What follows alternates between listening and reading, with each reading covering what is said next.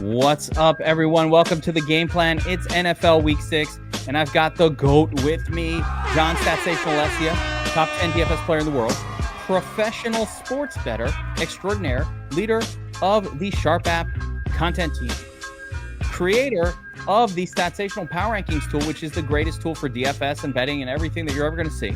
We'll show a little bit of that on screen. This week, what's going on, my man? Not much, man. Busy as always, plugging away. Got a busy schedule week here, NFL.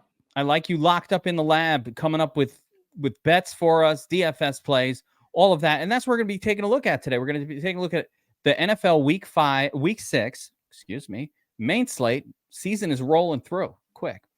We're going to go through the main slate, and we're going to get some DFS plays and bets and betting angles on every game. You ready for this, John? As ready as I can be. All right, let's get into it. And we're getting started here. First game of the week, Commanders at the Falcons. This one carries a 42.5 point total with the Falcons installed as home 2.5 point favorites. It's an interesting game, I guess, from a DFS perspective. Falcons have really been kind of poison as far as DFS plays go this season. There's nothing really great there. Actually, I would say both of these teams have been pretty bad from a DFS angles perspective. Bijan Robinson, I want to like him. I know it's going to happen at some point, but man, it is tough to get on board with that. What do you think, John?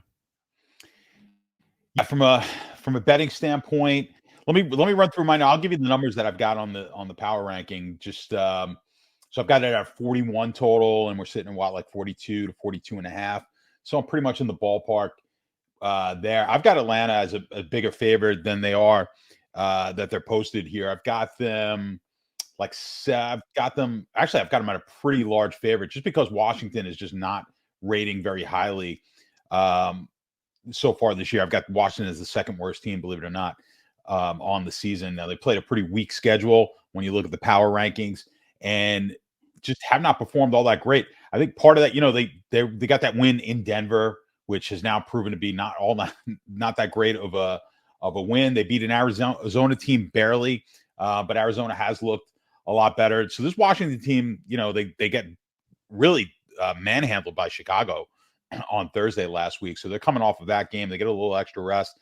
Atlanta, I think Atlanta defensively, you're right, as far as DFS goes, both offensively and defensively, just not a team that you want to target in DFS. So my number, you've got the numbers up on the screen. I'm just going to, I'll explain the numbers real quick. As you mentioned, the power ranking sheet. This is available on Sharp app. Sign up at Sharp app. Promo code DFSA20 gets you 20% off your Sharp.app subscription. But right here. So what this is showing is the expected output for both these teams. And there it is, 25 points for Atlanta, which would, be better than the spread. So if that holds, that's one way to look at it.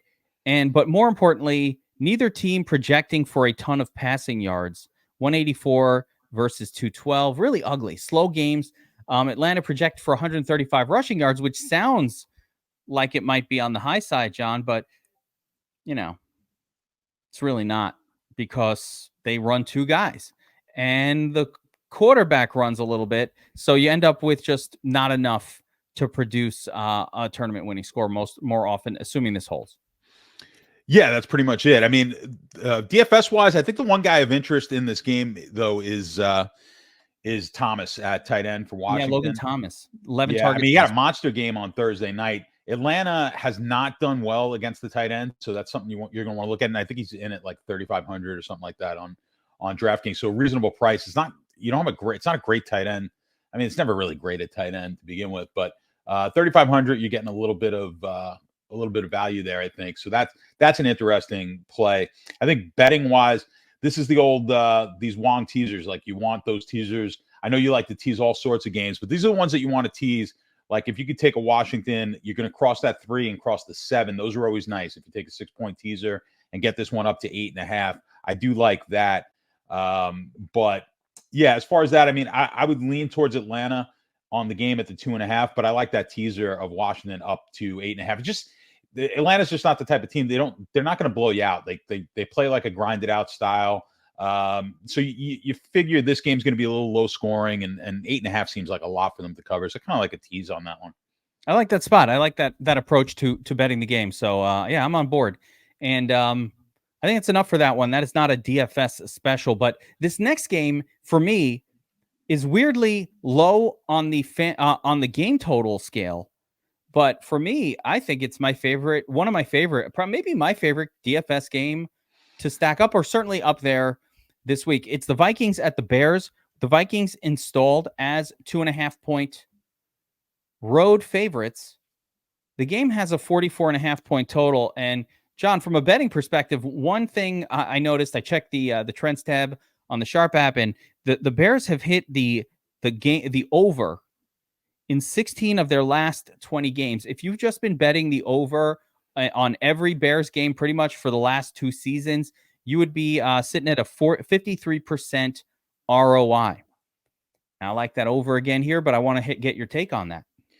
Well, you know why? It's because the defense has been so bad. They've given up 25 points or more. I think they were on like a 13 or 14 game streak of 25 points or more until last week. I think they only gave up 20 in that game, right? But they scored 30 themselves. So that game went over as well. So it's really been because of the defense, because the offense has been kind of shaky up and down. Now, the last 2 weeks, we've seen some really good things out of this offense, and the defense hasn't exactly come around. So I think I agree with you. Like, this one kind of shocked me when I looked at it, the 44.5. I was shocked last week when Washington was as low as it was. I think that total was in the same ballpark. I want to say 45 or something like that last week on that game. And I thought it was low. I think this one's low as well. I mean, Minnesota's a team that we know can put points up. All right, Jefferson's going to be hurt in the game, but they still have enough weapons with Cousins. You've got Hawkinson. They've got Osborne and Addison. I think what you'll wind up seeing, I think you'll see a bump up. Like, a lot of people are looking for Hawkinson maybe as a bump. I don't know if you are. I don't know how much more work Hawkinson's going to really get. I just think both wide receivers get the bigger boost here than Hawkinson. I think Hawkinson will have his normal role, maybe slightly more than typical. But I don't know how Chicago stops this offense. But I do think Chicago's also going to be able to score. So I agree with you. Like, the points the total looks low. It's a little scary that it's as low as it is. But I think people are going to be targeting this in DFS. We've seen.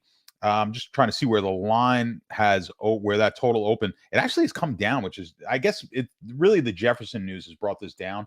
So this was 47.5, 48, and then since the Jefferson news came out, I don't know. I still think even without Jefferson, they're going to put points up in this game. I mean, I think it's an overreaction. Other teams have with a lot less talent. Yeah, I mean, Jefferson's a great wide receiver, but this team doesn't lack for other weapons. I think it's an overreaction on the total to go down that much, especially with the Bears on the other side, who are heating up on offense a little bit as well. So, yeah, I think I like the over as well. So I think we both agree on that. Do you have a side? I mean, is this Minnesota?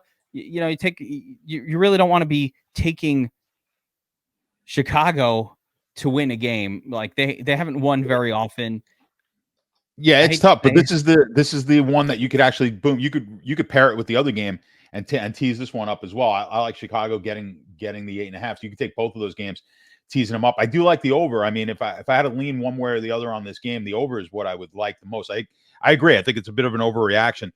The one thing in DFS, what I noticed, I watched the before the showdown slate. I try to watch like the all 22 on the Game Pass before the showdown slates, because the showdown slates are really where you have to dig in a lot deeper into what's going on with each of the teams. So before that Washington game, I wanted to see what Fields was doing the prior week against Denver to see what it looked like. And basically what he did against Denver and then what he did against Washington was the same exact thing. Now, they both played the same defense against them, which was they dropped back in zone. They were playing like a Tampa 2, I believe, but they were pretty much in zone. At most, they would rush 5, but primarily rushing 4. Both teams did the same thing. And I understand the logic behind that, which is like, we don't want to get in man coverage and then have Fields bust through the line and then everyone's back is turned. But what they're doing, what the Bears have done now, which looks to be a change, is they're making sure Fields has one read, maybe 2, and then get rid of the ball. So if you see, he's releasing the ball in less than 2 seconds almost every time. When he's even when he has time and he's in the pocket, if he stays in the pocket for 3 seconds with time, it's almost always a bad pass, because once he doesn't have his first option, I think what they're doing is coaching him to stay in the pocket, and they want him to develop into being a pocket quarterback. And I think when they feel like they have a chance to win, they'll unleash him and let him do all the things he can do. But I think they're trying. I think this year is a learning year for him to stay in the pocket. So you'll see he'll stay in the pocket longer than he probably needs to. He's a kid who all through college never had to do that. As soon as the play wasn't there, he ran. So that's why, if you saw, he targeted. He had 8 targets. I'm sorry, 8. I think 8 catches to Moore last week. He was the only wide receiver who caught anything because he's really only throwing to his primary guy. That's Moore, and then Kmet would be his other primary receiver. Those two guys are going to see a ton of looks if they continue this type of offense, which I think that's how they're going to keep playing it because they've had success doing it. There's no reason for them to change. Yeah, I like it, and I totally agree.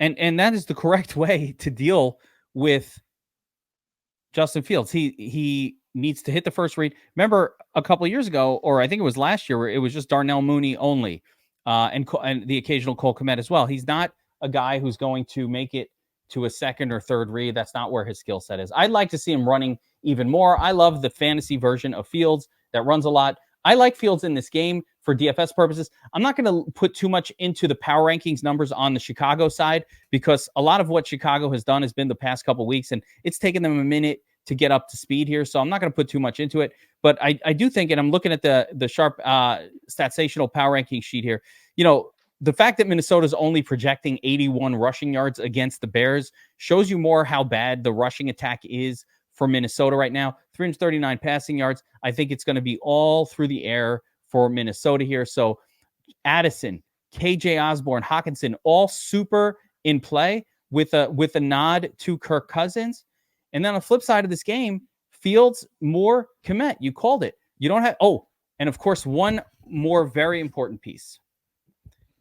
Potentially the Roschon Johnson game if he does return this week. So we're keeping an eye on the concussion situation. If Roschon is in, don't expect him to get 100% of the carries, but I think he's talented. But I think regardless of what happens, Dante Foreman will play as well and get some touches. So I'm going to be a little cautious with Roschon, but at the same time, he's cheap enough that you don't really it doesn't matter. Like if he's in the game, you're playing him. And he'll be an interesting DFS play. All right, let's move on to the next game on the menu here. And this is another popular one for DFS purposes. And I think I like a bet here as well. So I like a side. I'm going to see what you say, and then I'll say my side at the end. But it's the Seahawks at the Bengals. Bengals minus 2.5 at home. The total is sitting at 45 points. So, John, I'm going to throw this one over to you from the betting angles perspective. I'll pull up some. I'll see if I can pull up some trends here. But from a betting angles perspective, so you're within the 3-point margin. What do you think here? Do you like the Bengals at home to get it done? I do. I think that's probably the side you like as well. I think the public is going to be on that side. I'm bringing up the Sharp report, which I know you're aware of in the app, because I want to see if we have anything on this one, because I get the feeling, we're not seeing any sharp money on sharp or square money on the game. I was figuring the squares are going to be on Cincinnati. I mean, I like Cincinnati also. I think people were just kind of waiting for them to break out offensively, and they did it last week. I thought Burrow looked pretty good, not just statistically, just like physically looked pretty good compared to how he looked in that Monday game. I will make a note that they still played the entire game out of the shotgun, but he was much better than he's been. Yeah, just the few plays I saw where he needed to move a little bit, he didn't look like he was laboring to do it. So that's a big factor in the game. I loved Burrow and Chase last week. I love them again this week. So they're probably my favorite quarterback wide receiver combo this week. I mean, Seattle gives up point outside of the Giant game, and they're just atrocious. Seattle just gives up a ton of points. So I do like Cincinnati as a bet. The line really hasn't done much. If you can get this one at 2.5, I think you pull the trigger. Bet MGM, I know, has got it at 2.5 with a little bit of extra juice. I mean, now I'm looking at the handles inside the Sharp app, and it's showing more money being bet on Seattle. So that's interesting. That could be why the line really hasn't moved, and the over is catching more money as well. So that's fine by me. I'm going to take this one at 2.5. I haven't put it in yet, but I'm going to take this one at 2.5 and on the Cincinnati side. I like it. Yeah, and a reminder for anybody who doesn't have the Sharp app, you can see when you open up the game tabs on the Sharp app, you could see if Statsational, if John has a bet on a game, it shows there. It shows what plays you have, and it so you can actually see. You can see my bets in there too. It'll say you geek, and I'm doing pretty well on the season so far. John, let's see here. Let me tell you where I'm at, but I'm doing pretty well on the season. If you've been following my plays, we are 20-12-4, 4 ties on the season. But these are picks against the spread or against the total. 63% win rate and 14% ROI on the season so far on my official plays. And you can see all of John's official plays as well. If you have the Sharp app, download it, get signed up. You want it, just follow John's plays or mine if you want to roll with the geek, but I recommend John's. All right, so let me talk real quick about some DFS angles here. There's a lot of them. I think the Burrow to Chase combination will be the most popular QB wide receiver stack of the slate. So yeah, I love it. You love it. We all love it. I love Chase when Higgins doesn't play. It's really good. And especially with a healthy Burrow, and certainly Boyd is in play as well. All of that stuff. I'm not as high on the Seahawks side of the game. Seahawks are not particularly great. I'm sorry, the Bengals are not particularly great against the run. So, there's a little bit of interest there in terms of, Seattle projecting on the, here, pull it up here, but Seattle's projected for 139 rushing yards, which is pretty good. It's interesting that Cincinnati is only projecting for 55 rushing yards. I want to see if that means Seattle is good versus the run, or just that Cincinnati has not been good at running the football. So let's go here and, okay. They're a little bit good against the run, but they're particularly horrible against the pass. I mean, this is just too good of it. Look at this, John. Yeah. They're allowing 61 more passing yards per game above average. That is the highest number in the National Football League, even higher than Chicago. So, man, and Seattle that's including the Giant game. I mean, how did the Giants stink? I don't even understand. I never looked at this sheet like Giants are going to feast in this game, but man, they stink. But nonetheless, Seattle is allowing a ton of passing yards and not many rushing yards. I don't know if that holds up every single week. And of course, Mixon might actually be playable here, but I'm just going to look at his ownership. Basically what I do with Mixon, John, I have a thing with Mixon, and this has been working for me for years. And I kind of think I'm going to stick with it, which is if he's going to be owned more than 15, 20%, I'm out.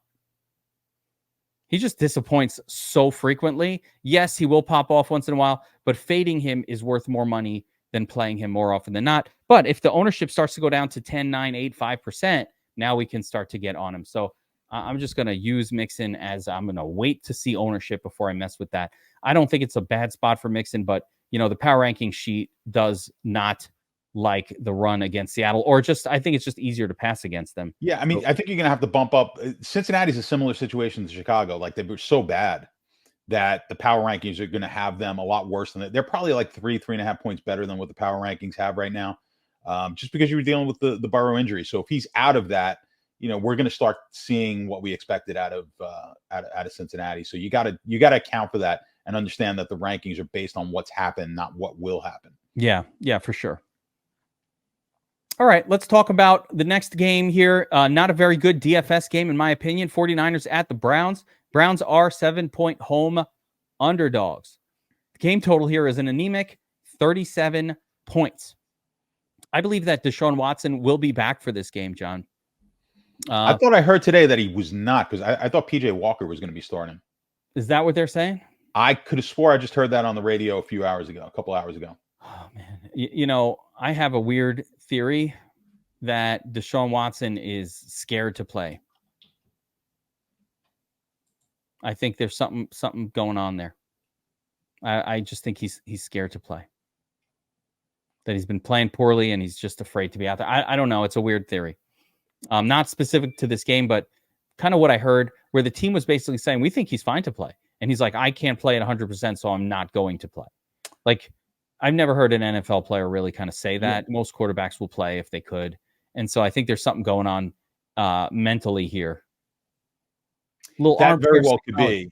Yeah, very well could be. Yeah, now that I'm looking it up, it looks like I heard PJ Walker was starting, but I'm seeing from on the AP at least, PJ Walker was just promoted to backup. So it sounds like that's why people were speculating that he's going to be out if Oh. they're putting PJ Yeah, Walker. I don't think so. I think Deshaun, I didn't like that he didn't play in the last game, but I think he does play here. But I don't know if that means anything. The 49ers haven't been the best against the let me take a look at the power ranking here, but in general, I don't think it means anything. This is not a game you want to target. 37-point total is disgusting. The 49ers defense is spectacular. You want to play 49ers defense here. Let me look at this game. Yeah, I mean, San Francisco projecting for 130 passing yards and Cleveland projecting for 167 passing yards, very few rushing yards. This is disgusting. You don't want to mess with this. I mean, it's an ugly game. I mean, we've got it at Yeah. 38 there, and that's basically where the total is. It's the 37.5. I think the Sharps, if I recall looking at the Sharp report earlier, like the Sharps had this. This was higher. This was like a 42.5, I believe. Bringing up the Sharp report. It's not on this Sharp report, so it's probably. So what happened was, if I go back a couple of days ago on the Sharp report, I bet you it was on there, and when I saw it. But yeah, taking Cleveland on the under.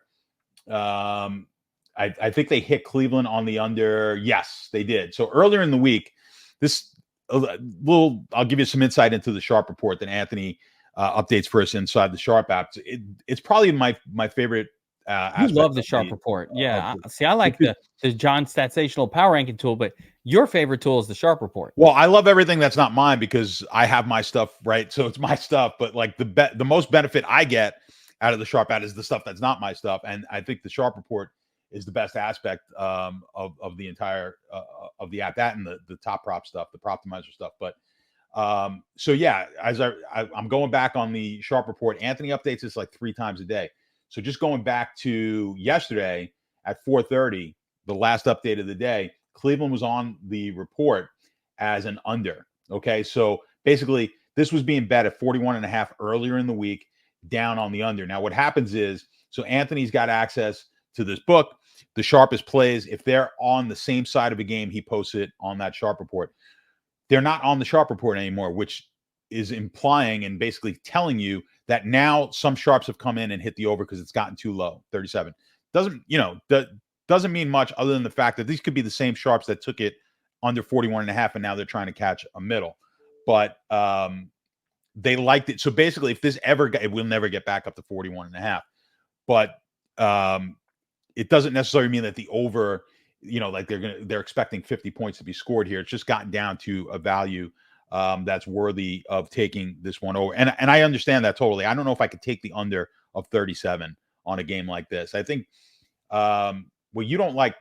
I'm forgetting now which way you like. Like you don't like taking low total games or high total. I forget which way you go. I never will.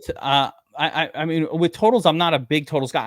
I would be favoring the over right in this particular matchup at 37, but primarily because San Francisco has scored 4 touchdowns like every game that Brock Purdy has ever played.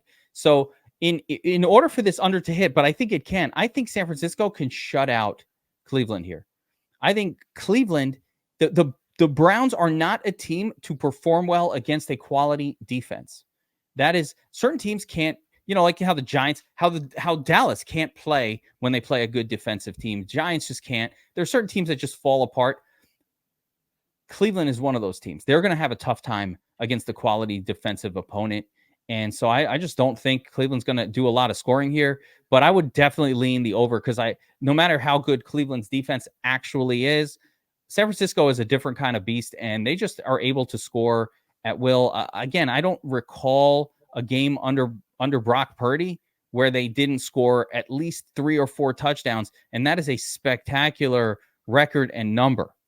It might be 4. They might not have gone under 30 points, although I don't want to say that without 100% verifying it, but it's something like that, John. I don't think the 49ers have been below 25 or 26 points in the Purdy era, and that goes back to last year. So, I don't think Cleveland that good.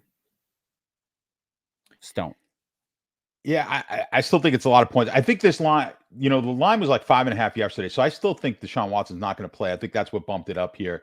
I think they're anticipating he is going to be out.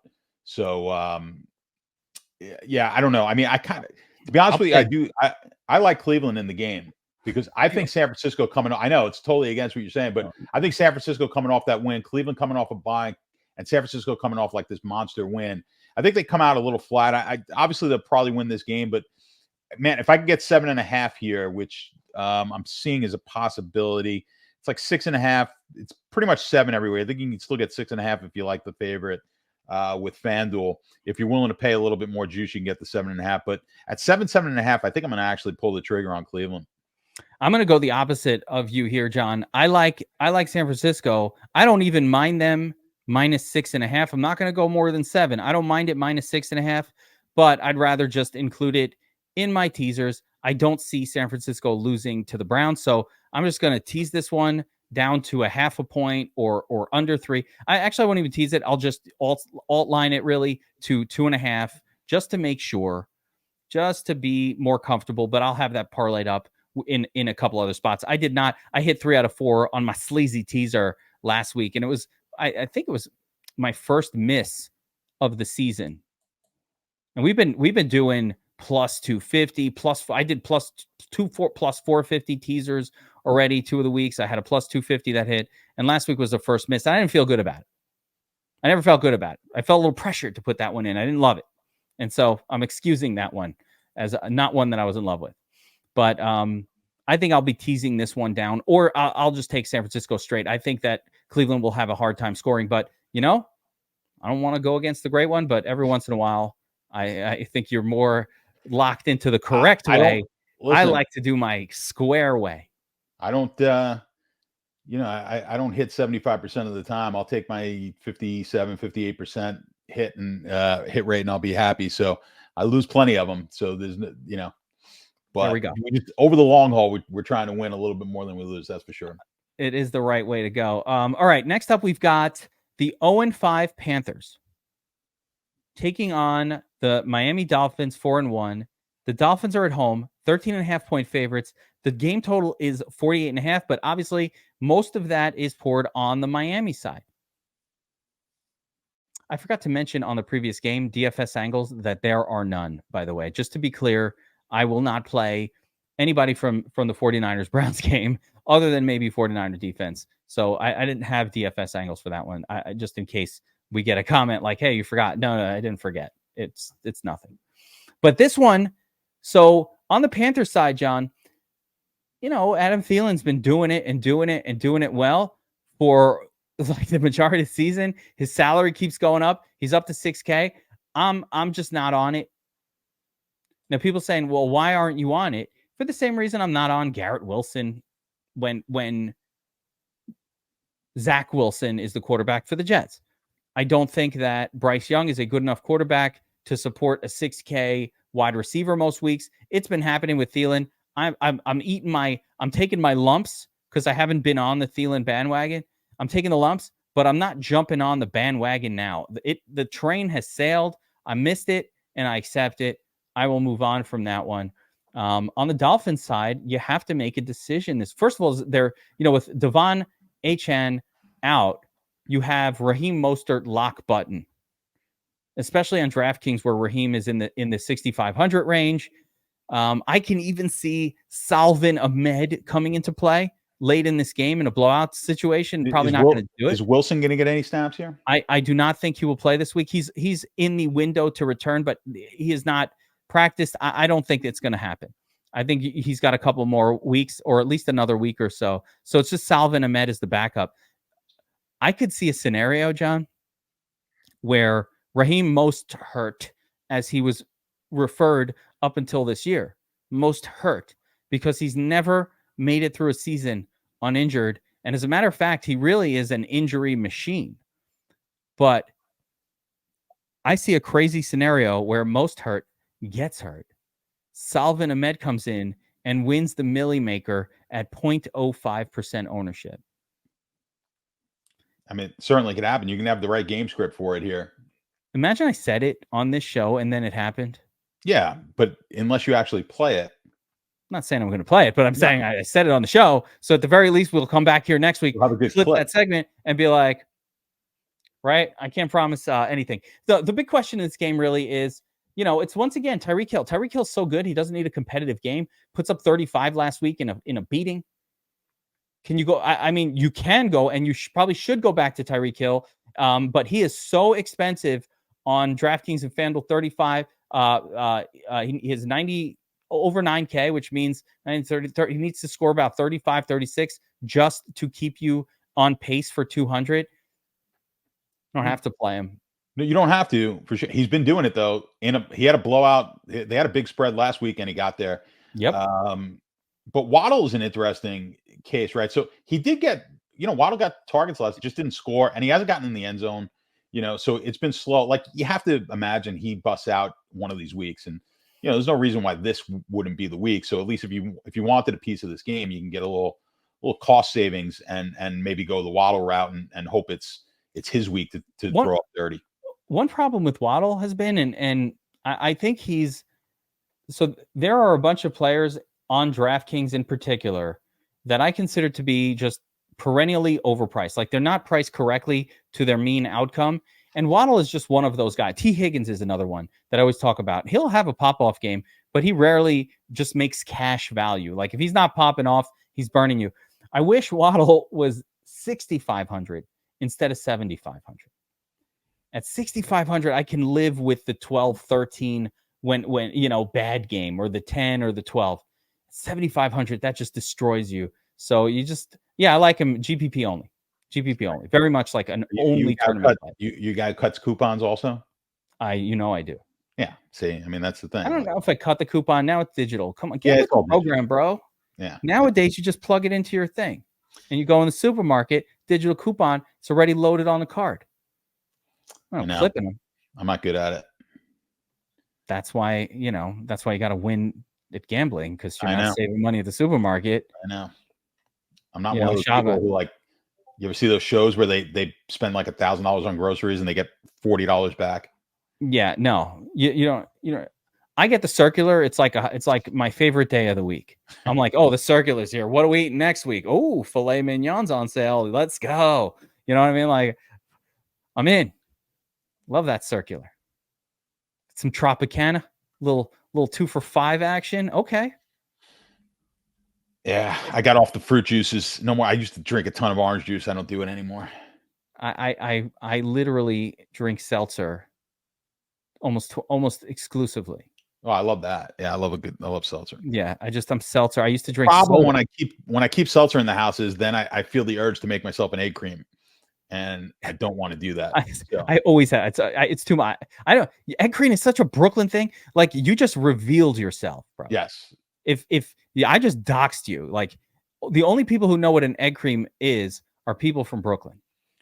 So I got quick. So I went. There's a local, like a local little ice cream shop over here. So I pop in for first time ever. I'm looking at the board, like a ton of stuff on the board, and boom, right in the middle, egg creams. I go, this is unbelievable. The guy's got to be from, like, the guy who owns it or girl owns it. Like, they got to be from Brooklyn. Definitely from Brooklyn. So there's like a 16-year-old girl behind the counter. So I'm like, you know what? Let me get a vanilla egg cream. And she looks at me like I got 3 heads. And I go, no one's ever ordered it.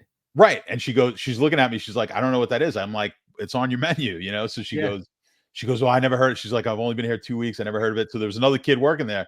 He's like, I've been here 3 years and I've never heard of it. Wait. He looks and goes, I don't know. I go, well, today's your lucky day. I'm going to teach you how to make one. Right.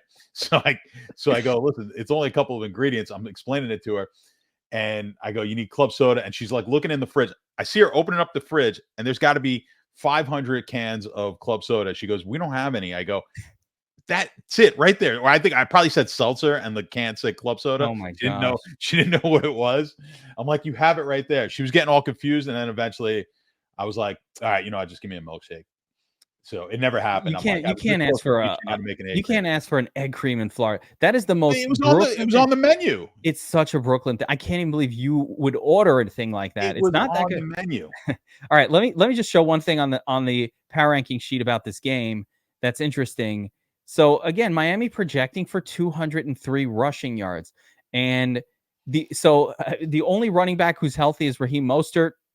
Again, I mentioned my Salvin Ahmed thing, but the numbers do agree here that you want to get down with that Miami rushing offense. And again, if you want to try to win the Millie Maker, and get crazy on a sub 1% owned play, that's where the Salvin Ahmed use case comes in.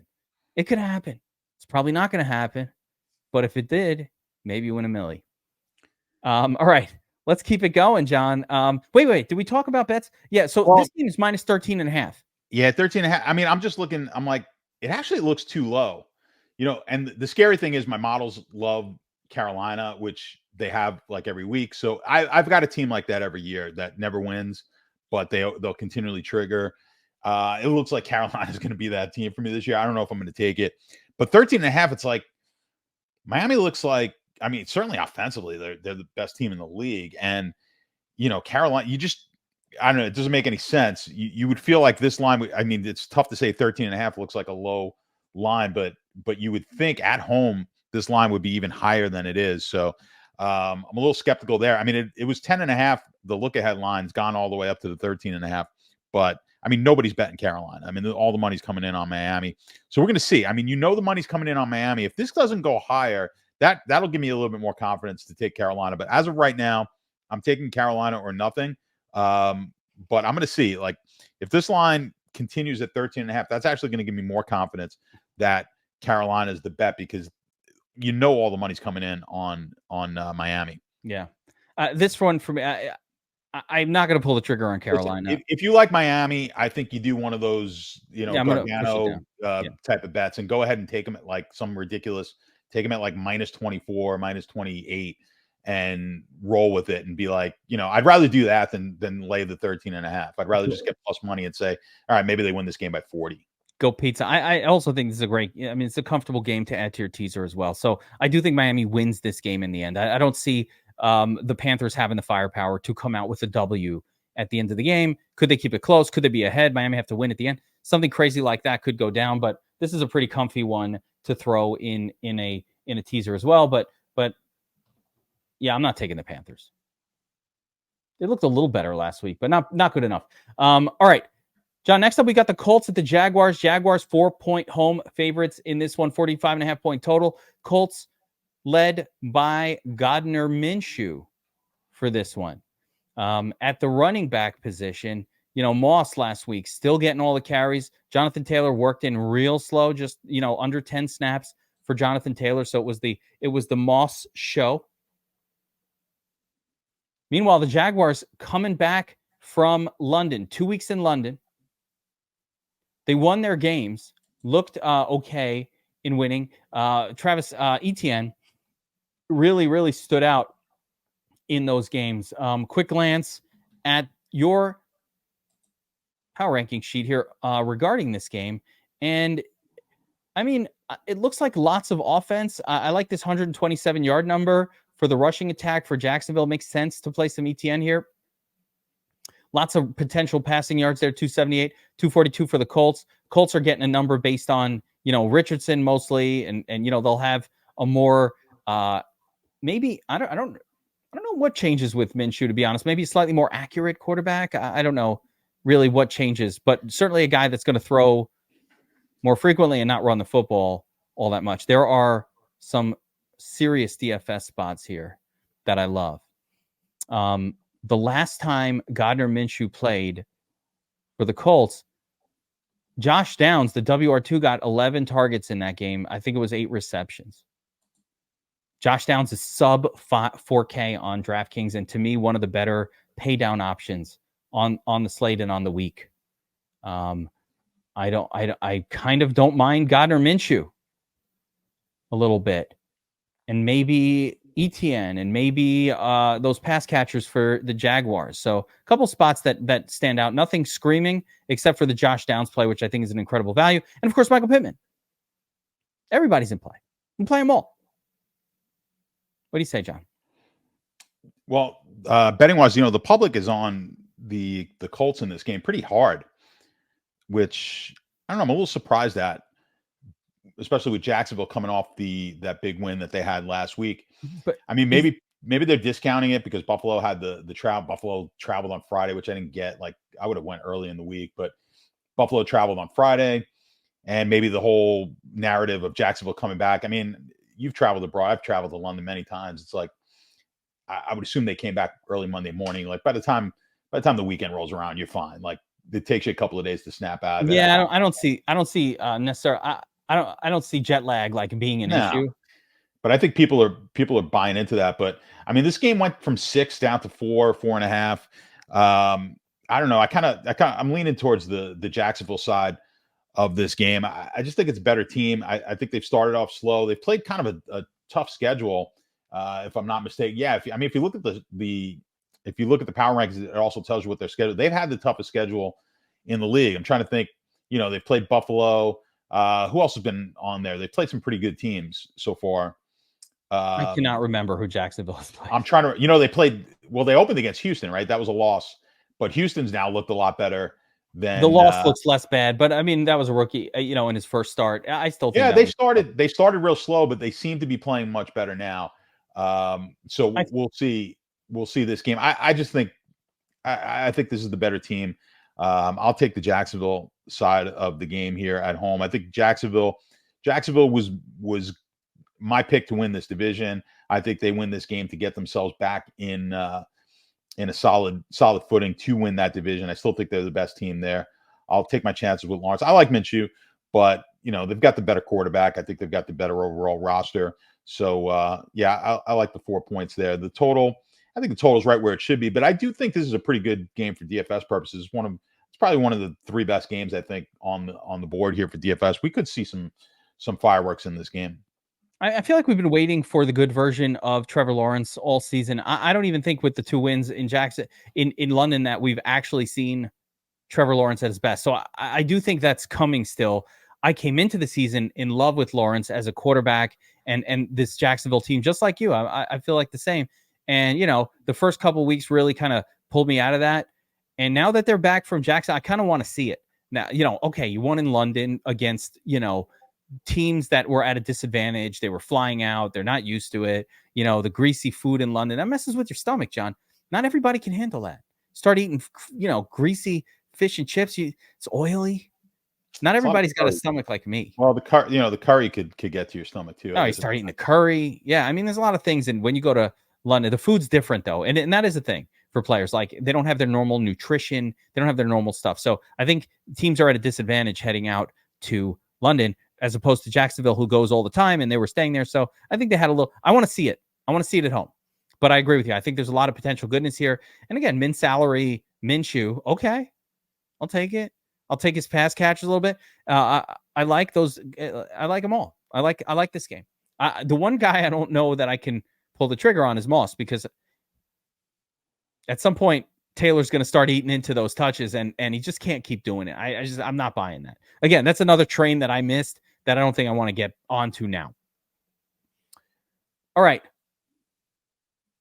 Next up, we got the Saints at the Texans. This game carries a 1.5 point spread with the Texans installed as home 1.5 point underdogs, 42.5 point total on this one. And let's start with the betting angles here, John. It's got 42.5 point game total. It's a really close spread. Texans are at home. They've been winning. They've been playing well. You think they can do it against the Saints here? Pull this thing off, get this dub? Yeah, I mean it's a low total. I'm looking. I kind of lean a little bit towards New Orleans though in this game. I would take, if you liked Houston, I'm feel a little bit more comfortable teasing this one up. I'm gonna look on the Sharp report if we have anything on this game, but Houston, nothing on this game. This is a New Orleans. They're coming off the big win. I kind of hate getting on teams when they off of a big blowout win. But I don't know. I kind of like the Saints. I like the Saints defense. I think the Saints offense is where you have to worry about them. But I think defensively they've been pretty solid all season. I think they're going to give they'll give Stroud some problems. And I think that total kind of reflects it of 42. Just kind of see where the line has moved. It's kind of bounced around, opened up. It opened up right where it's at. It looks like it flipped to the Saints as a dog, but now they're the favorite. And the total's kind of gone up from 40 up to 42.5. So the total's crept up a little bit. But I mean, I don't have a real strong opinion on the game, but you know, I think the best side on the field is the Saint defense. I like Houston at home. I think these guys have been playing well, and I don't think they're going to be able to run the football very well, but they're just passing well, and I'm just going to stick with Houston being better. New Orleans plays less good on the road. Generally, I mean, that kept me a little bit off of them last week and clearly wrong. But, you know, they destroyed the Patriots. But I think the Patriots have a problem on offense. And that's why that Saints defense looked so dominant. We'll find out here. We'll find out here. I'm not betting this one. But if I had to, I'd probably lean the Houston side, just being at home and being an underdog and having just been pretty good this year. As far as the DFS angles go, I think the spot here is Nico Collins. It's a tough one because Tank Dell might not play. And actually, I'm thinking Marshawn Lattimore is out there and he'll probably see a lot of Nico Collins in coverage. So, you know, you got to be careful about that. But, you know, Schultz, I'm not a fan of Robert Woods. He's a little dust for me. And Schultz last week was a bit of a he got 11 targets last week. That was a bit of a circumstantial thing. I'm not sure that's going to hold up. So I can't play Pierce at all. So it's really Nico Collins on that Houston side. And I guess for New Orleans, I'm not really super interested in that offense at all. You know, I get it. Chris Olave is good, but it's just not. It's not popping. Houston's been very good against the pass. You could see here on the ranking sheet that New Orleans is set to only projected to throw for 615. I don't like those numbers. It's not enough passing yards, Sean. They've just not looked that great offensively. Yeah, for sure. All right, let's move on. Next up, speaking of the aforementioned Patriots, the Patriots are heading out to Vegas to take on the Raiders. The Raiders are 3-point home favorites, 41.5-point total. How do you see this one going down, John? Oh, you got to me quick. Hold on, I'm bringing it up. I'll do my DFS angles while you look up your betting angles if you like. I got no problem. I'm ready. I'm ready. I'm ready. I got a million sheets up. If you want to bring up the the power rankings, but yeah, New England. I mean, obviously, listen, they've looked terrible the last couple of weeks, but that kind of plays into one of the angles that I like. So 2 back-to-back blowout losses. I'm coming back with New England here. I don't think there it is. Will, but this went up from 1.5 up to 3.5. You know, the money is actually on the handles. The money's coming in a little bit more money coming in on the New England side, and just checking out the sharp report if we have any info there. Nothing really to report on the sharp report as of now, but I like New England. I think I just like taking teams that have looked really. I love teams that are coming off of 2 just atrocious type of starts that they've had, and I think you just get value. And like I said, this line moved. You know, this was going to be a +1.5 line at the open, and now you're getting it at 3. So I think getting up to that 3 is key. I like New England in the game. Should be a low-scoring game. You know, the New England defense hasn't played as bad as those scores implied. If you kind of look at the stats in those games, it's just been the offense that is just giving. They're giving up the ball in horrible position. The defense is still solid here. And I mean, if you watch the Vegas game on Monday night, I don't think you're all overly impressed with how that team's looked. Matter of fact, that offensive line looked really bad. So this is the reason Jacobs is struggling. Now, Jacobs had a good points night, but if you watch the game, he didn't have a good football night. And it wasn't his fault. He was being hit in the backfield often. Now, he was able to pop a few. He got in the end zone, you know, catch a couple of balls. So he wound up getting his points for DFS. But I think from a football standpoint, they're going to struggle scoring points here against New England. I'm going to take New England plus the points. Yeah. Listen, I don't blame you there. I don't know what's going on with New England offensively, why they have completely fallen apart. There's no like clear reasoning to me why this is happening. I think Mac Jones is actually getting worse. I don't understand why that's happening, but New England can run the football generally and play defense, and that would be a really good way for them to try to win this game. You can see here, Patriots defense is elite. versus opposing running backs on the season. It's not a Josh Jacobs spot at all. Just not a spot where you want to load up on that. They're projecting for only 38 total rushing yards, which is horrific. Well, a lot of that is just look at the yardage for Vegas. I mean, if you scroll up, it's just they have not been good. Yeah, and the Patriots again get a little bit of an extra bump because of that Miami game, but in general, they're good against the run, the Patriots, and they've been stopping the run really nicely. I didn't see there's the Jacoby Myers revenge narrative. I'm interested in that. I know it's stupid. Well, he's getting a lot of looks. I mean, so yeah, you can't deny, it seemed like he was the number one guy over Adams.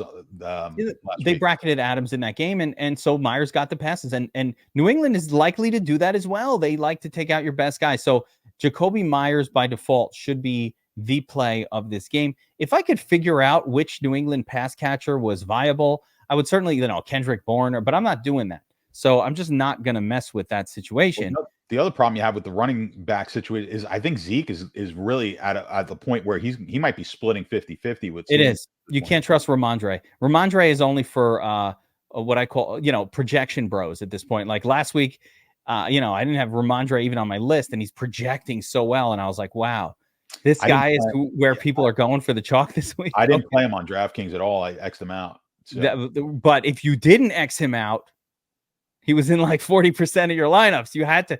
John never listen.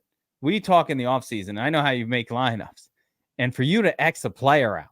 Well, I've been Xing more guys out. I've been getting a little bit more narrow, and so I'm like, I'm just not going to play these guys that I don't like in these bad spots, and try to mix it up. So that was an X out situation, just because we just talked about how good the New Orleans defense has been. So it just wasn't a good spot, and I think. Yeah, he's getting worse. I did play him on FanDuel, so I'll admit to that, but not on DraftKings. At least that was a good call on the X out. And yeah, I mean, and he was projecting last week for like at early in the week, it was like 18%. I was like, what? This guy didn't even hit my radar. Who's playing him? There's a few weird spots last week where I just couldn't understand why like the guy was projecting higher than Breece Hall. I had Breece Hall as a core play on my sheet, core play everywhere. And I was like, when is Ramondre? Yeah, I think we're going to start seeing more and more Zeke. I mean, they're actually on. I think it's on Pro Football Focus has them like whatever ratings system that they basically have them as the same running back right now. So yeah, and by the way, Zeke is catching passes too, which is crazy. So it's not like Zeke is LeGarrette Blount'ing it out there, just pounding up the middle. They're throwing to him. So yeah, I actually prefer. I think Zeke is a better play in that game than the Dre. All right. Next up, we got the Cardinals heading out to LA to take on the Rams. Cardinals, ooh, okay, 7-point road underdogs with a 48.5 point game total installed here. Cardinals last week came back down to earth. That offense, Josh Dobbs, I finally played him in DFS, and of course, it was kind of a disaster. Now they're on the road in a hostile environment at the Rams. How do you see this one going down, John? Yeah, I think the Rams are scary. I think the Rams are just a better team than people think. I like the Rams in the game. This is a good total. I think this is a good DFS game too. Pretty decent total here, 48.5. We got to see Kupp with Puka last week. I think that's only going to get better. It didn't look like Kupp missed much of a beat. He was right back to vintage Cooper Kupp. It was, he dominated the early part of the game. It seemed like Puka came on a little bit later. The only thing Kupp didn't do was get in the end zone. So that's where he was lagging. I think he wound up with like 22 points, but now he's being priced like Cooper Kupp.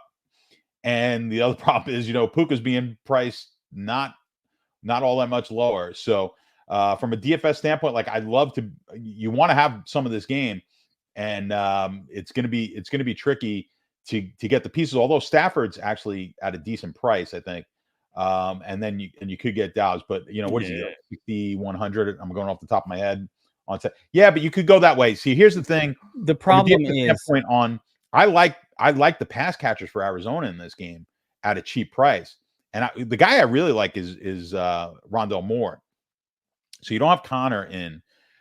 If you saw last week, like they're handing the ball off to Rondale Moore, he's going to get like 3 to 5 carries in the game, as well as some targets. They're going to use him in a very creative way at $3,500 in a game that projects to be high scoring. I think if you're going to be on Cooper or Puka, coming back with Rondale Moore, I think makes sense.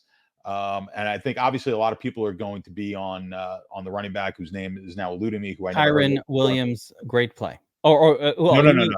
Oh, the other dude. I can't say that name. It starts with I'm an M. getting his name now, but yeah, like Emmanuel, until he got in the game last week, I didn't know who the hell he was, and then I forgot to pick him up on all my leagues this week. So everyone else I did. think you did.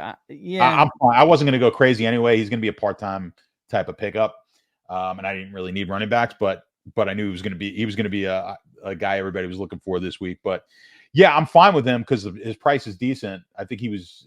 I'm going off memory. I think he was like 4,500 when I looked at it, but I really think the wide receivers are your best options here for Arizona in DFS. But I think this is going to be a high scoring game. I think the Rams are going to put some points up. We haven't seen this Ram team is better. I thought this was a pretty good team before Cooper Kupp. They're only better now. You've got two guys in there. I mean, Puka still did damage last week. You got two guys who get open. And I mean, obviously we know how good Kupp is. This is going to be a formidable offense. So I think they're going to put against Arizona, who hasn't stopped any quarterbacks this year. I mean, Daniel Jones, you saw how bad he was the nuts the week he played him. I mean, I think Stafford puts up a ton of points here this week. Power Rankings has the Rams passing for 299 yards. Listen, Stafford hasn't done it yet. He has not had a 20-plus point game on the season so far. Is this going to be the time? I just keep going back to this. Not last year, but the year before, healthy Stafford had multiple, high 20, low 30 type games on the Super Bowl run year, a couple of years ago. And so Stafford can do it in this offense, and he could put up a winning score, but he hasn't done it yet. He's a little expensive still, but the only negative I have, John, and this is very much like in your stack sheet that I've seen in the past, like something that would come up, which is it's not so much the cost of Stafford. It's that Puka and Kupp are so expensive that creating a stack around two of them, or like Stafford with two of them, is virtually impossible. And there's almost no way it's going to pay off. So that's part of my concern. I don't think you can have two wide receivers, 8K and higher, and Kupp at 9K on DraftKings and still actually get there. So that's my biggest issue. I think they're going to do well, but I don't know that like the salary is going to be acceptable in the end of the day. It's going to be hard to play both of them. You're going to have to take one. And like I said, you can get cheap on the comeback. I mean, when you look at the Stafford Kupp, I mean, it's up there. It's not Tua Tyreek. It's not Hurts and Brown. Yeah, it kind of is Mahomes. Not Mahomes. It kind of is Burrow Chase. Well, Burrow Chase is a little cheaper, and then you can get down to like, if you want a really cheap stat, like Fields Moore is a really good, stack. That's what I'm saying. Like, but you're in the Hurts Devontae Smith neighborhood. Stafford Kupp is like $100 cheaper than that. Waddle and Tua is basically the same price, $100 more expensive. So that's like the ballpark that you're in. I don't like it. It's paying too much. Yeah. I don't like it. Here's why I don't like it. Like that, like those are better quarterbacks. And so I do think maybe those other stacks are better. Let's put it like this, John. If Stafford gets you 30, it's a fucking miracle. Like you hit the 1 week where that happened, and it was a miracle. If Tua gets you 30, or more so, if Hurts gets me 30, I go, all right, that's what I was expecting. And anything less, I'd be shocked and upset. So it's like the upside of Stafford, the very, very peak ceiling is exactly just what I'm expecting from a Hurts or even a Burrow. Burrow, if he's under 25, I'm like, oh man, you fucked up. But if Stafford gets me 25, I said, hey, good job, Matt Stafford. This is your best game of the year. So for that reason, primarily, I will have a hard time actually using that. I understand the theory of why it seems to be good, but then in actuality, like when I'm forced to click the buttons, it's just not going to feel very good at all. Maybe, I guess, a stack with one, like he's just like, all right, Cooper Kupp. And then you're going to watch the game. And if it all goes to Kupp, it's great. But if Puka's in there sucking up half of those targets, Kupp's superpower was that he was getting 15 targets in those games that he was putting up the 35s and those kind of numbers, and he was doing it consistent. If you even just trim that down to 12, I think the superpower is diminished. It's a little kryptonite. Pook kryptonite. Pook kryptonite. Yeah, it seems like it's just those two, though.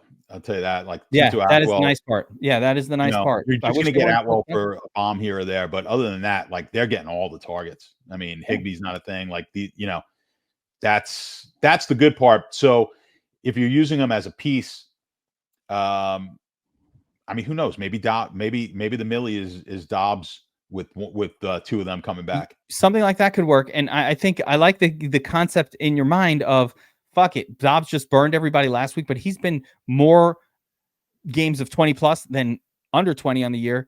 And at that price, you only need 20 for 4X. So maybe go back to Dobbs in a weird road spot that doesn't make any kind of sense on paper, but who cares? YOLO. I didn't get the Dobbs thing last week. Well, he had put up numbers against I know, but I don't know. And Dallas, and now he was getting the worst defense he's faced all year. It just seemed like, hey, why not? He's 5K. He should be able to get another 20-pointer. He was at 12 within the first quarter. Yeah, no, he was doing. A lot of people. I just didn't. I was on it, so that was me. I was second guessing. I mean, not that I didn't like. I played it, but you said a lot of people. It's just because you watched a bunch of my breakdowns, and it sounded like it was a lot of people, but it was just Kevin.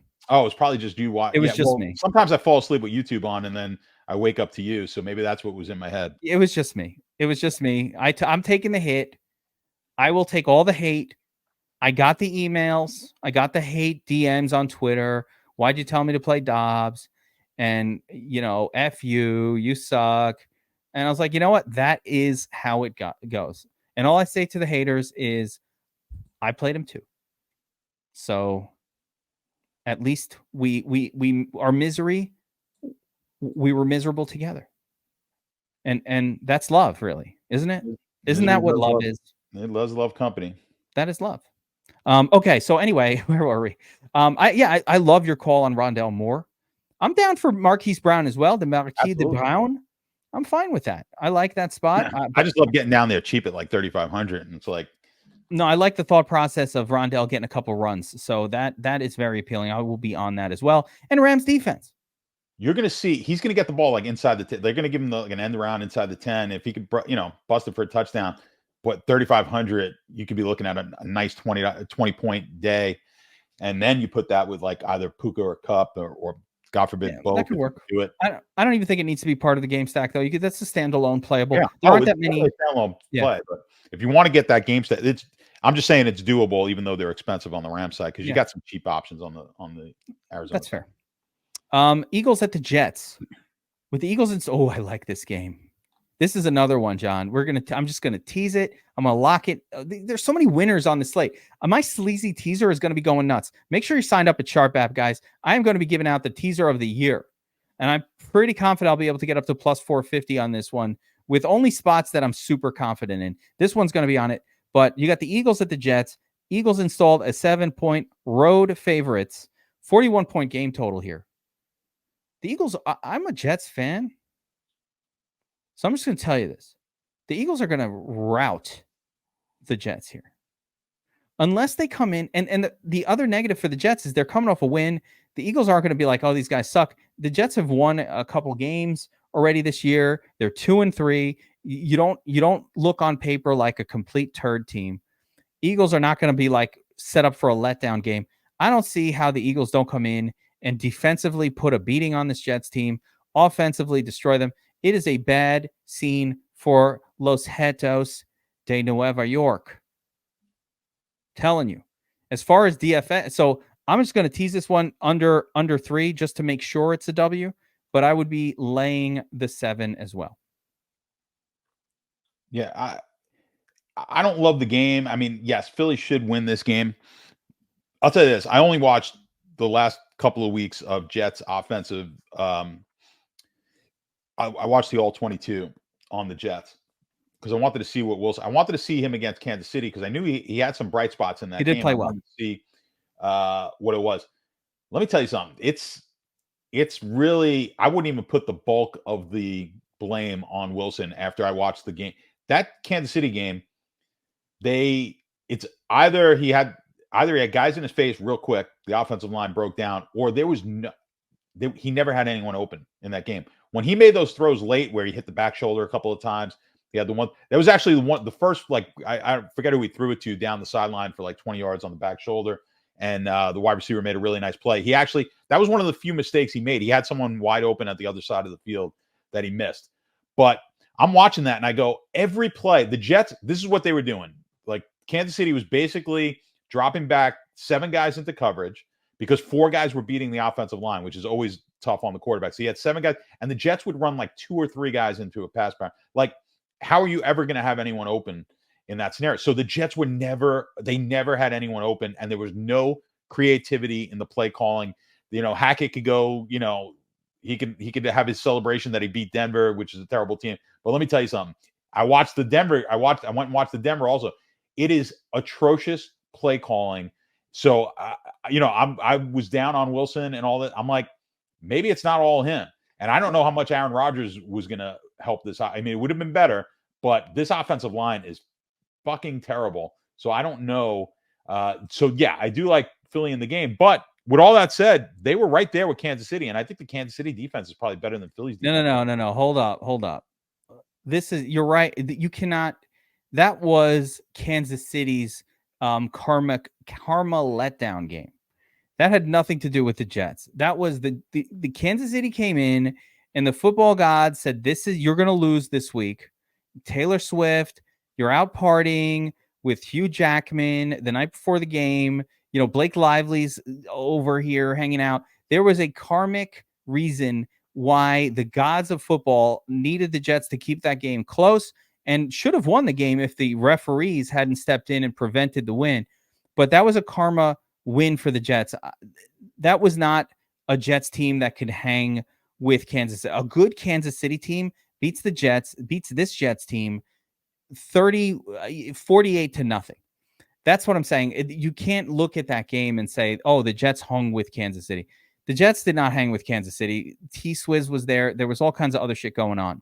Philly just hasn't been impressive either. I know they're 5-0, but they're just not impressive yet in the game. Maybe this is it, but this is the one. I feel it. They haven't dominated anybody. They're playing. I mean, they played Washington. They did play right down to the wire. They played. They haven't just gone out there and made a statement game yet. Maybe this is the game. We'll see. But this is the one. I don't like this as a bet. I think you're probably okay. Philly probably wins the game, but I'm a little nervous about it. But I mean, it's hard for the Jets to win when you are allowing pressure with just a 4-man rush. If I said to you, I'm going to say a line to you, and I would like you to respond to me in kind. If I said to you, I left my Philly at home, do you have another? What would your response be to that? I don't know that line. Guys in the comments, please. Just give me that answer in the I'm not even going to answer it. I don't even know. I mean, obviously I know what a Philly is, but I don't know that I don't know that reference. I don't want to ruin it because I want the commenters. Song? What's that? Is it a song? Yeah, it's a rap song from our time. I know it's from 1991. That's a 91. You're in high school. James Madison High School, Brooklyn. What's up? Midwood High School. Midwood. Oh, Midwood. There you are. But anyway, listen. Take a look at the power ranking sheet here. Philly set for 199 rushing yards. D-Swizz, aka the other Swift, is going to swiftly tear up this Jets defense this week. DeAndre Swift has elevated himself to a 75% carry share in this Eagles offense. He is the prime running back. I love it. The Jets, for whatever reason, have not been able to stop the run this year. Pacheco tore them up.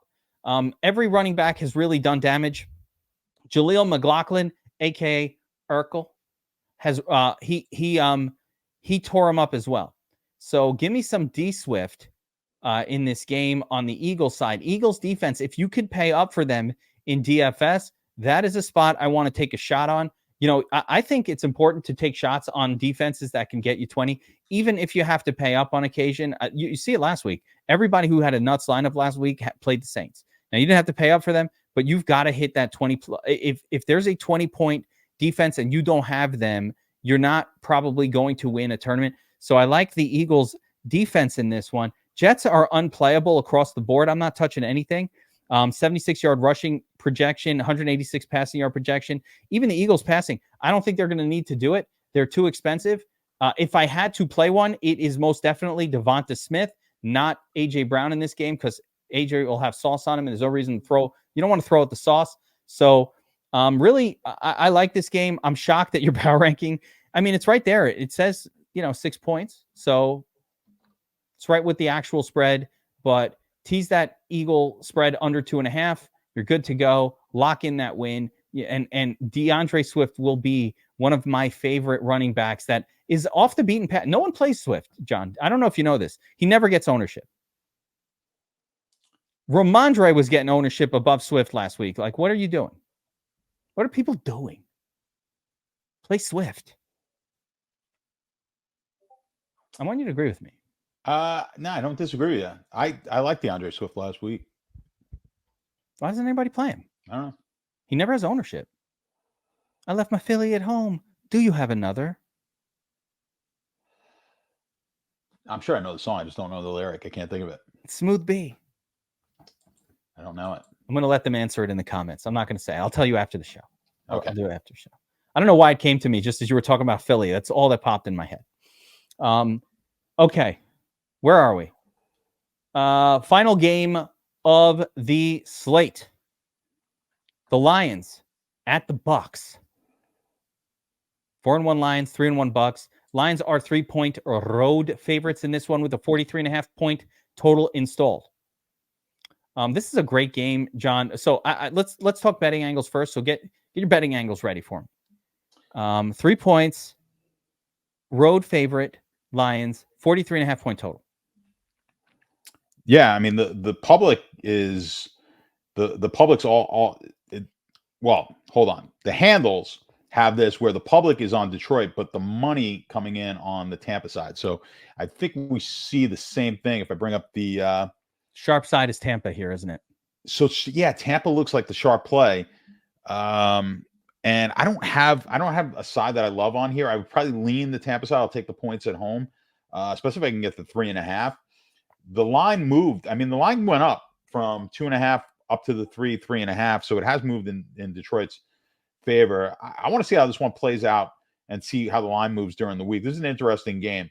But yeah, typically when we're getting less tickets on a side, but a lot more money, and it's like 33.70 right now, tickets to money on the Tampa side. That usually means that the sharper money's coming in on that side where the money is coming in on.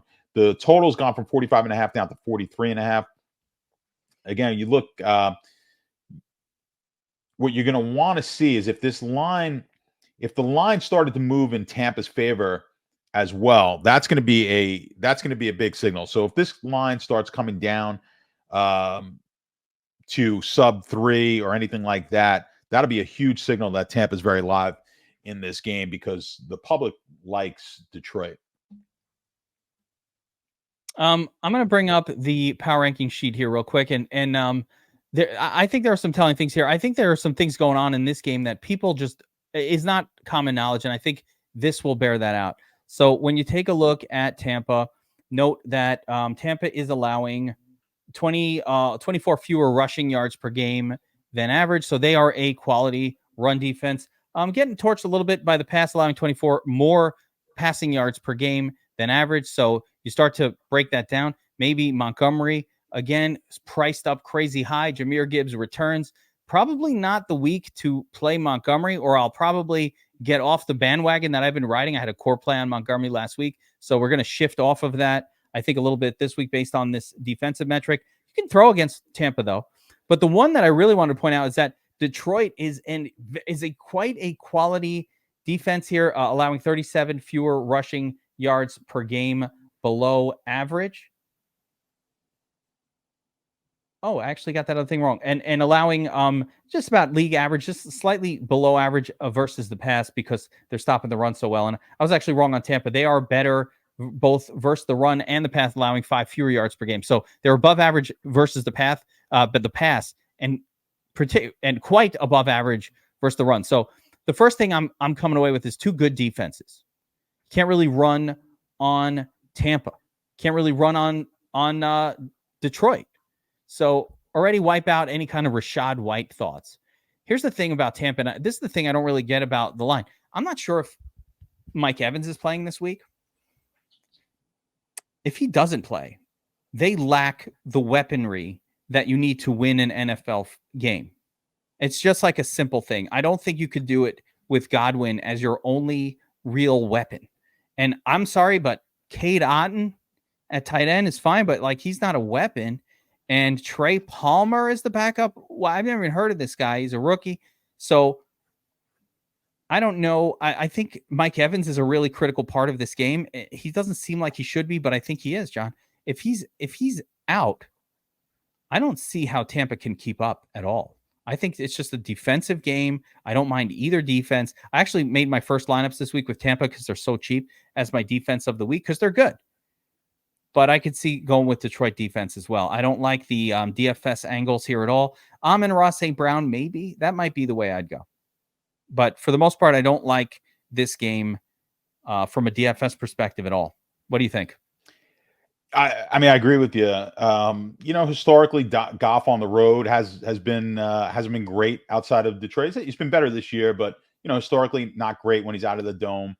Obviously, the weather will be really pretty good down here as it always is. But yeah, I mean, this Tampa defense, I think we've seen it for the most part. They're going to be tough to score on, and then they're going to be tough to move the ball on. So I don't love, from a DFS standpoint, I don't love the game. It's kind of, I'm kind of intrigued on maybe taking Tampa. I like your point about Evans. I do agree they need Evans. And if Evans is in there, I don't know if it's DFS worthy. It's certainly not Millie worthy, but I think he'll have a good performance. There's a little bit of chemistry there with. He's been the better guy. He's been the better guy. He's definitely been the better guy there. I don't talk a ton of FanDuel on this show, but I will say that Godwin is incredibly inexpensive on FanDuel this week. And if Evans is out, I think Godwin becomes like a pretty good FanDuel play. And DraftKings playable as well, but particularly good on FanDuel where he's 6,300. That is like below Nico Collins and below a lot of people that he's priced above on in DraftKings, if that makes sense. So I like Godwin just a smidge. But, John, that's going to do it for the game plan. NFL Week 6. Remember, if you're not signed up at Sharp, you want access to all the tools, the Proptimizer, the Sharp Report, all the things that John's bets, my bets if you like, all the pros, the Discord, the Proptimizer tool, the Top Props tool. You're crushing the Top Props as well. Again, it's just like you don't even talk about it. You should be touting the baseball prop. We hit yesterday 3 big like RBI props, which are always going to be big plus money. Hit 3 of them. There were 1 at plus 260 and 2 at plus 170. They all hit, and they're based on the Top Prop tool. So it's like nothing. This is something that you can do yourself, right? So I'm just picking the best plays that I like out of the Top Prop tool. And if you want to just tail my plays, go ahead. But the tool is what led me to those plays. So I use that as a key part of my own handicapping now. And basically what you're doing is taking a lot of stuff that I used to do on my own with a pen and paper and an Excel spreadsheet. And now it's just right at your fingertips. So it saves me a bunch of time. So, yeah, I mean, when you look at, we don't have all the props yet for the NFL this week, but you've got most of the ones here for Thursday night. And there's probably like 6 or 7 of the games for this weekend. But when you look at the NFL, I mean, these, again, you don't have to just blindly take them, but that's our projection right there on Mahomes for this game, like 223. If you don't look at that, which, I mean, that seems a little light for me. A screaming under. Listen. But it does still, I don't necessarily hate the under of 272.5 in the game on a team that you're going to be able to pound the ball. I do like Pacheco in that game. You're going to be able to pound the ball on him. While 223 is a little light. That's what the number says. Believe those numbers, John. Just believe in it. Yeah, I mean, that would be like one of the lowest outputs Mahomes has ever had. But you know what? 223. There you go. I'm trying to see if there's any other numbers for tomorrow night that well, you could just click tomorrow night's game. Just go to the games. Oh yeah. Go to NFL. Go to NFL. I'm trying to help you out with your own tool. There we go. Go to NFL and there we go. Denver KC. And let's see what else we got for tomorrow night. Yeah, Pacheco under rushing and receiving yards under 100. Okay. So rushing yards under 3.5. How about that? Wow. His prop, The Pacheco prop for rushing yards tomorrow, 80.5. That's going to be a tough number. Yeah. So I mean, yeah, obviously, it's just a terrible. I don't know if I want to take that under, but look at the Kadarius Toney 3.5 catches. Like, that's interesting. Oh yeah, I like the under there too. Kadarius Toney has been on the upswing a little bit in terms of his snap count, but to catch 4 passes, they need to throw to him like 10 times. Yeah, FanDuel's got it at 2.5, but you're getting it Caesars, BetMGM, and Draftkings all have it at 3.5. Kind of like that under. Yeah, I don't mind that either. Yeah, and we're projecting for 2.5. So there you go.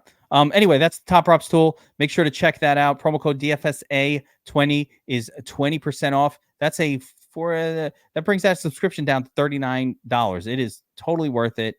And you get all the bets. If you bet at all, or you play fantasy football, or you play DFS, you want the Sharp App sub. And of course, the sub to DFS Army as well. Optimizer, projections, ownerships, all that good stuff. The chat, get signed up with DFS Army, promo code GEEK, gets you 10% off.